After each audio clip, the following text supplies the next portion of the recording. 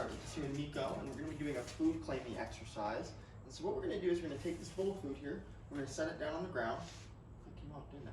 We're going to set it down on the ground, and if he attempts to move towards it without our permission, we're going to correct him.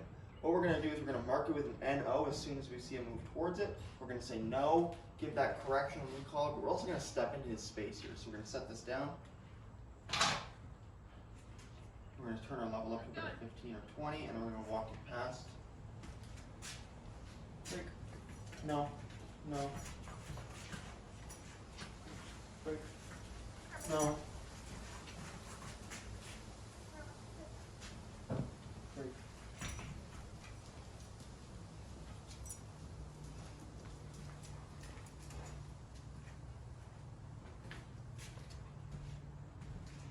No. Notice how Niko is now moving away from and around the item that he previously wanted to move towards. This is the end result of our food claiming or resource claiming exercises. We want the dog to give us deference in the face of something that arouses them or that they want to move towards.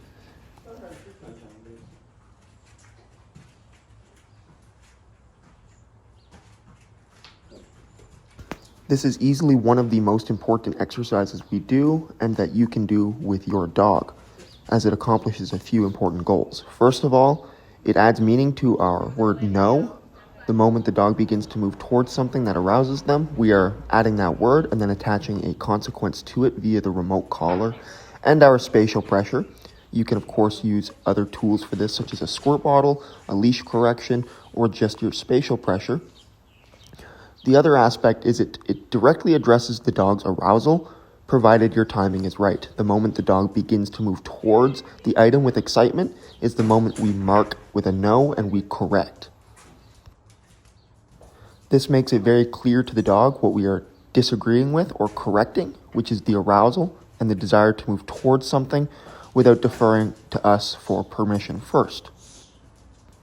By generalizing this command to different items, different environments, and different people, we can begin to have our dog defer to us as their first and foremost response when they become aroused.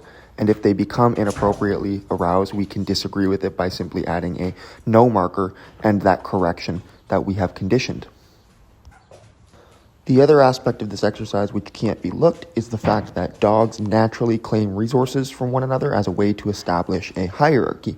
And that is what we are doing here. We are establishing a hierarchy around resources, around things that cause the dog excitement, and teaching the dog that, again, they must defer to us first for permission to access that item.